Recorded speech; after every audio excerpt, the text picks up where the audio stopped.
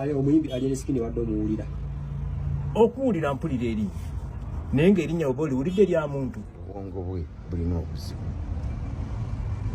bw'oba oyagala okubeera ng'ogamba nti bano bazzukulu baabano tokola otyo. Wenkoledde vidiyo eno nga ensonga z'omuyimbi Alien Skin ne mukyala we nga zikyagenda mu maaso okulanda kwesa n'amawulire okutambula ate munnange ku mikutu gimugatta bantu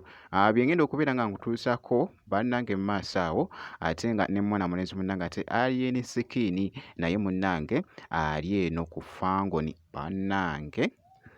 bulala nnyo ate nga mwana mulenzi munnange ate King Saha ne Palaso beeguddeko munnange ate ekammengo wali live ku stage bannange ekibadde ku stage oluyimba bino bya banene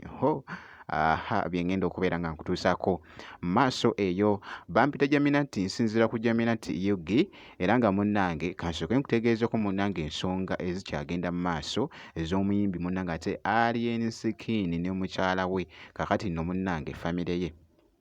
etabuse taata we bwali munnange nengedde ku kaawo abadde n'ensonga nno munnange ate nkusike yagamba nti nno munnange omwana we nti yali yabula akabanga mbu babba mubbe bannange byonna munnange gye biggweredde era nga munnange kwesa n'ebirala awo byayogedde nti nno ayagala munnange ensonga munnange ate ab'amateeka bazikwateko n'amaanyi ennyo munnange kwesa n'ebirala awo byabadde ayogera. Era nkyalina ennaku ku mutima era nga obulamu bwange bwonna nsaba eyamukoze kino Katonda amusseeko obusungu bwe.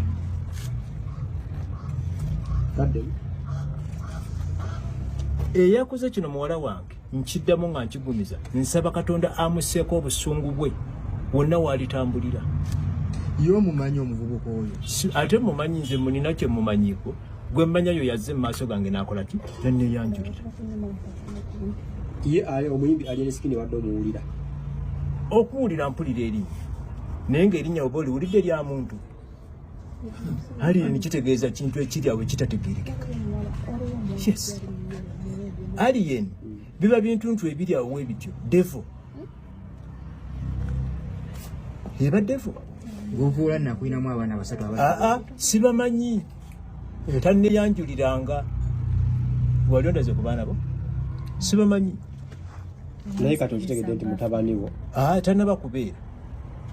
ajja kubeera ng'amaze okuyita mu mateeka ambuulire lwaki yatuusa ku mwana wange ku kino era mbuli ne wajje yamujja omwana tugaye bamutwala ina emyaka 13 emyaka 16 ebbanga bino bina abadde naye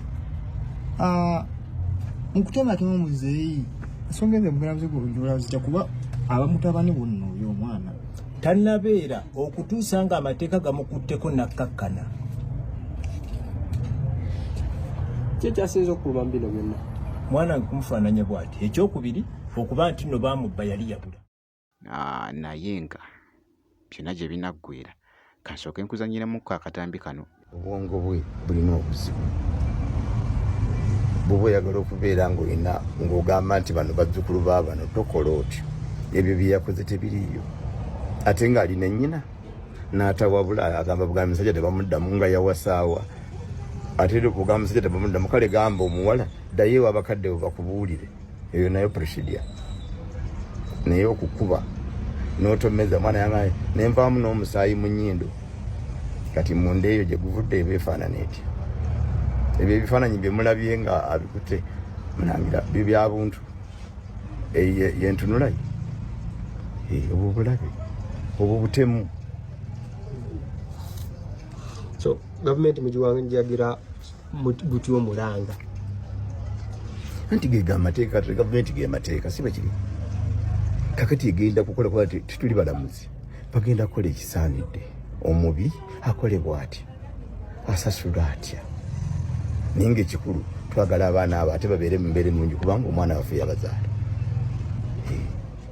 Era nga bwe nkutegeeza nti nno famire y'omuwala munnange eri mu kuwanda muliro byebyo nno munnange era nga bw'owulidde bwe bitambudde esayidi eyo ku mwana mulenzi munnange ate omuyimbi Alien Skin era nga munnange naye mukyekinzeko ko wali ekiri ku fango ne muganda wange abadde ne baby waawo ng'ali munaazaako mpola mpola wali nga bagoyinga crazy. Wow, daddy ng'ali munnange ate n'omwana we.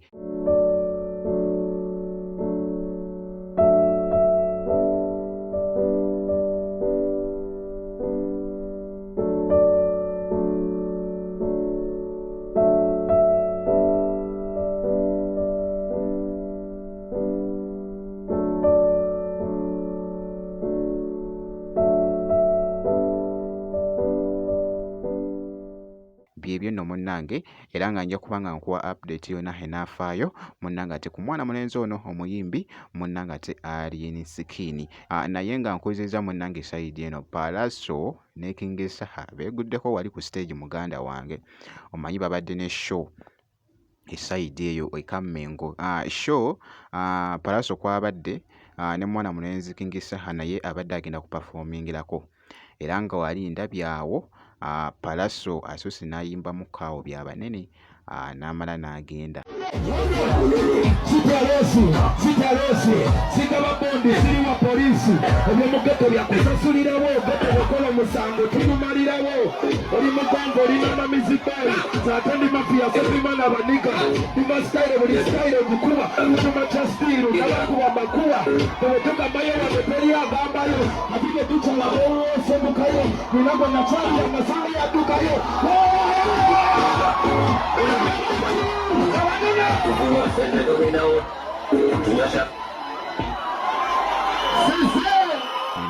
Omanyi lufuuse ensonga muganda wange era nga ebiseera ebisinga nti Pallaso wabeera ku stage tasobola lulekayo munnange ate kuluyimba era nga kakasa nti no video ogimpeera like oza ate n'okusubscribinga kasita obeera nga tonnaba ate osubscribinge muganda wange wali wonna kibeere nga kitambwira ddala bulungi nnyo. Ngenda kubeera nga nkomawoko mu maaso eyo n'ebirala kakasa nti osubscribinga nkize. Ngenda kubeera nno ng'ate nga nkomawoko mu maaso eyo n'ebirala katono nnyo bwe nti.